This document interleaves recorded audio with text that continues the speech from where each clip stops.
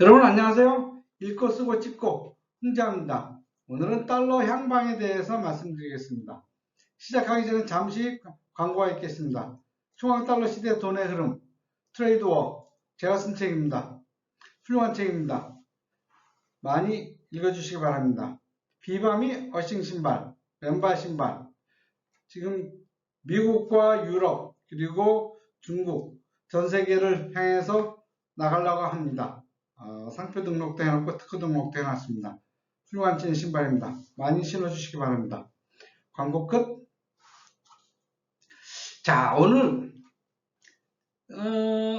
달러를 검색하다가 왜냐면 제가 이제 무역을 하고 있으니까 늘 달러 향방에 관심을 갖고 있어요. 달러와 위안화.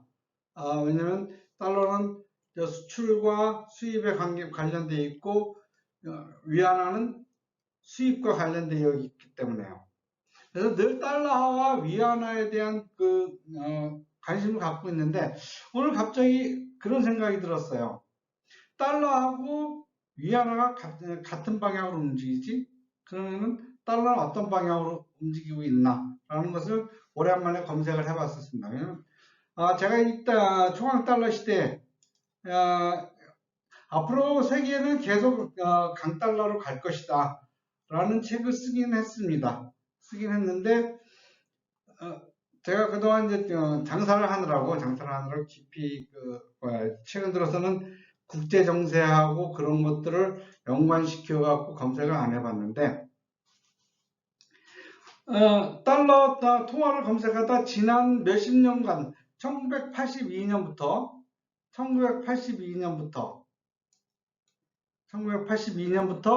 2024년 현재까지 달러 추이를 검색해 봤습니다. 전 이 검색을 자주 하는데요.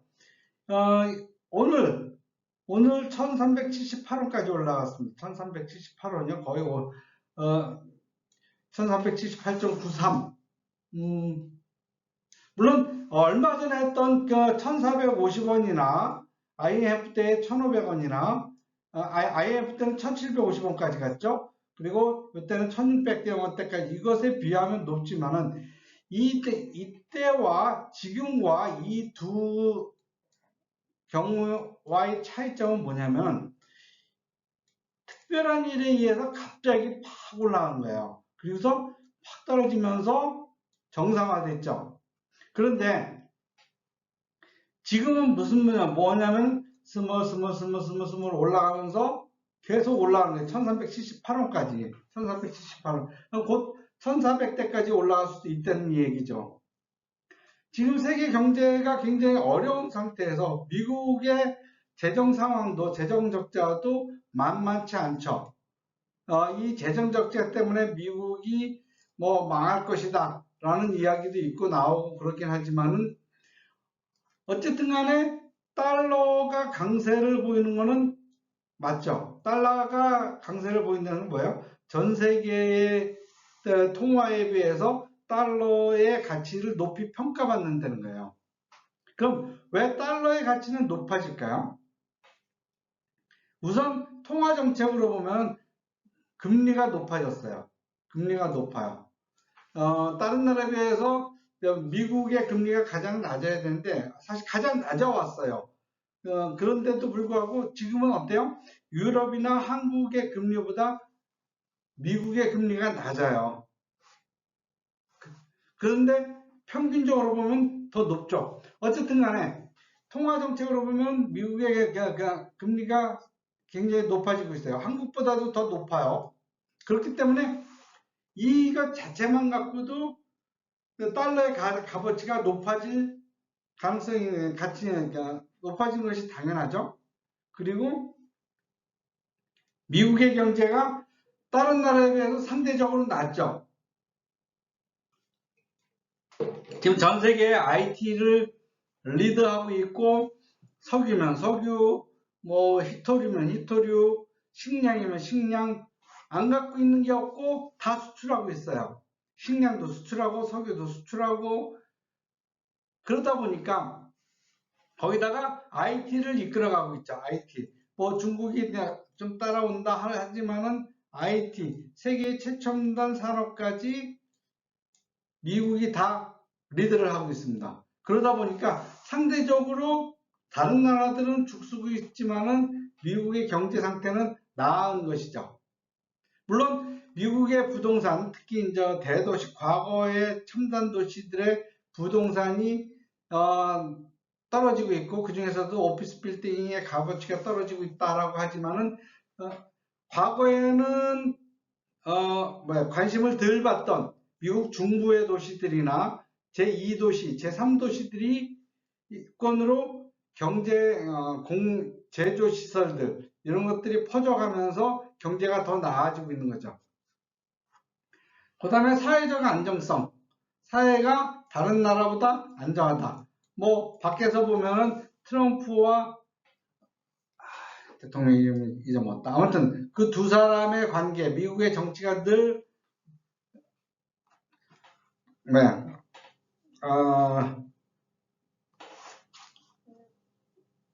혼란 속에 있는 것 같지만은 혼란 속에 있는 것 같지만은 여전히 민주주의의 그 산실이고 민주적으로 국가가 흘러가고 있죠. 어느 날 갑자기 뭐 한 사람의 독재에 의해서 국가의 정책 방향이 팍팍 바뀌고 그런 게 아니죠.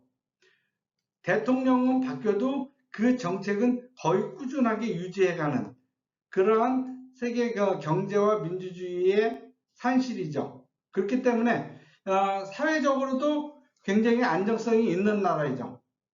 그 다음에 달러에 대한 꾸준한 수요.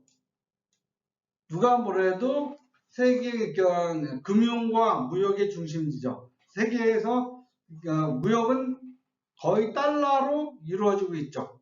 잠시 위안화가 달러의 자리를 넘보긴 했지만 지금은 어림도 없는 일이죠.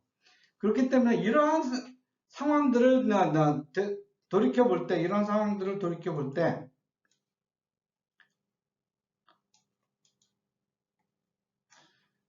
지금 달러의 추세가 꾸준히 최근 1년 동안을 보더라도 꾸준히 올라가는 추세예요.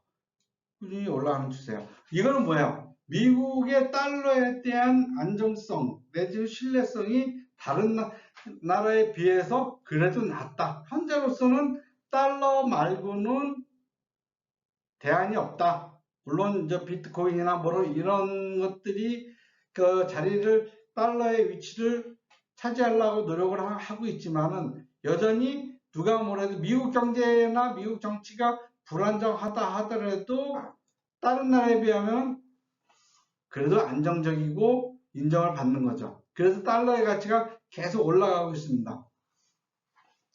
지금 1380원까지 올라왔습니다. 그리고 얼마 전에 1450원까지 언제죠? 요때가 1450원 작년에 1450원 언저리까지 올라갔다가 떨어졌죠. 근데 다시 올라갈 수 있느냐, 다시 달러가 이만큼 올라갈 수 있느냐 하는 것은 두고 보긴 해야 되겠지만 저는 뭐 딜러가 아니니까 확실하게 말씀을 못 드리겠지만 어쨌든 달러가 일단은 1300 이상은 1350 정도까지는 이제 이 선을 계속 유지하지 않을까라는 생각이 듭니다. 많은 사람들이 달러를 사두라고 하는데 물론 비트코인도 사두라고 하지만 비트코인은 어느 정도는 한계가 있을 거라고 봅니다. 저는. 왜냐하면 실물 자산으로서는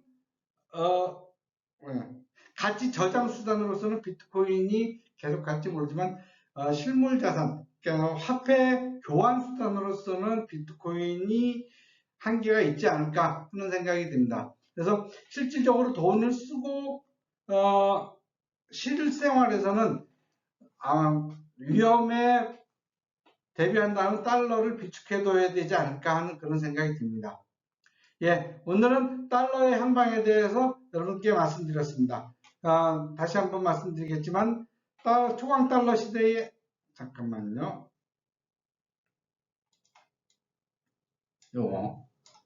초강 달러 시대의 돈의 흐름, 초강 달러 시대의 돈의 흐름, 트레이드 워. 제가 앞으로도 강달러를 예측하는 그 이유가 이 두 권의 책에 들어가 있습니다. 많이 읽어봐 주시기 바랍니다. 읽고 쓰고 찍고 홍제였습니다. 감사합니다.